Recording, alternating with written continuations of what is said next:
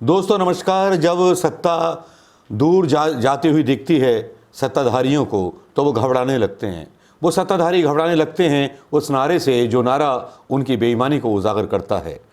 सत्ताधारी उस नारे से भी घबराने लगते हैं जो नारा उनकी सारी पोल खोल देता है और उसके सबूत मिल जाते हैं गाहे बेगाहे। वो छुपाना कितना भी चाहें लेकिन पोल खुल ही जाती है। दोस्तों मैं बात कर रहा हूं राफेल डील की। जी हां, राफेल डील में बड़ा खुलासा हुआ है कि फ्रांस सरकार का टैक्स बाकी था अनिल अंबानी के ऊपर। इस राफेल डील से पहले कितने करोड़ रुपए का? 1100 करोड़ रुपए का, 147 मिलियन यूरो। आप कैलकुलेट कर लीजिए। मैं तो शायद 1100 करोड़ मेरे हिसाब से गलत होंगे, लेकिन आप कर सकते हैं। और ये डील से पहले था और डील होने के बाद वो पूरे का पूरा राइट ऑफ कर दिया गया फ्रांस सरकार के द्वारा।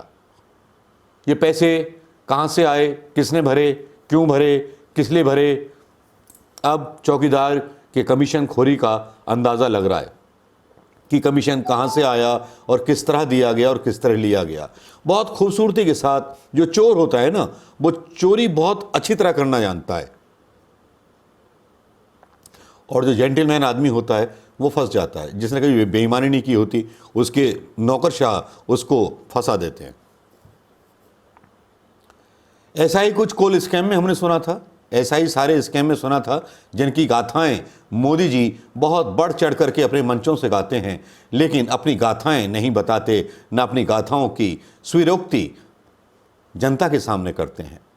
यही दोहरा चेहरा है उस चौकीदार का जो ये वादा करता था कि मैं इस देश में राम राज लेके आऊँगा, मैं इस देश को भ्रष्टाचार मुक्त बना दूंगा, मैं इस देश के हर घर को खुश कर दूंगा, इस देश के हर घर में खुशहाली ला दूंगा।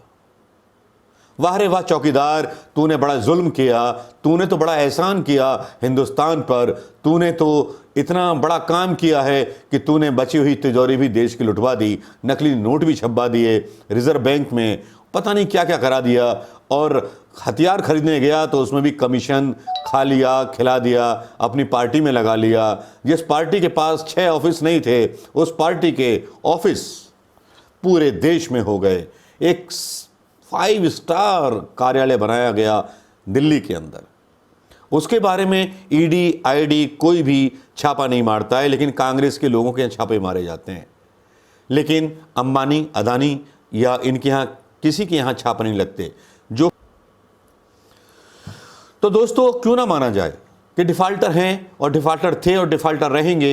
ये वो अंग्रेज़ों के लोग हैं जो अंग्रेज़ों ने पाले थे और अंग्रेज़ों के वो दलाल उनके गुण लेकर के घूम रहे हैं, जो सत्ता पा गए विकास के नाम पर, जिनको हिंदू का भी वोट मिला, मुसलमान का भी वोट मिला, सिख का भी वोट मिला, ईसाई का भी वोट मिला, और इन्होंने देश को इस कगार पर ला के छोड़ दिया है जो कंगाली के दौर से गुजरने वाला है। और अगर इस बार फिर आ गए तो फिर यही होने वाला है और इनका साथ क्षेत्रीय पार्टियां देंगी, वो तो जग जाहिर है। लेकिन जो रिपोर्ट आई है राफेल के बारे में, लेटेस्ट अंबानी के बारे में, वो मैं आपको कुछ पढ़ के सुनाना चाहूँगा। इजाज़त हो तो मैं शुरू करता हूँ या मैं यहीं डाल दूंगा उस रिपोर्ट को भी, लेकिन थोड़ा सा मैं पढ़ के बता देता हूँ उस रिपोर्ट के बारे में। जो रिपोर्ट आई है जिसमें कहा गया है राफेल डील, अनिल अंबानी और फ्रांस में टैक्स रिबेट, क्या है पूरा मामला, जो लिखी गई है BBC के द्वारा।